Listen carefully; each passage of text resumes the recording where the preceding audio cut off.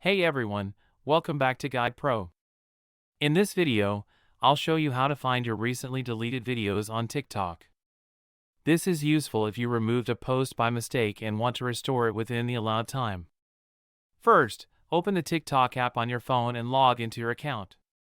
Now tap on your profile icon at the bottom right corner. Once you are on your profile, tap on the three lines at the top right corner to open the menu.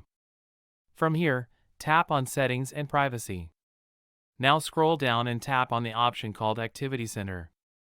Inside Activity Center, you will see different options related to your account activity. Look for the section named Recently Deleted. Tap on Recently Deleted and here you'll see all the videos you've deleted within the last 30 days. TikTok automatically keeps them here before they are permanently removed.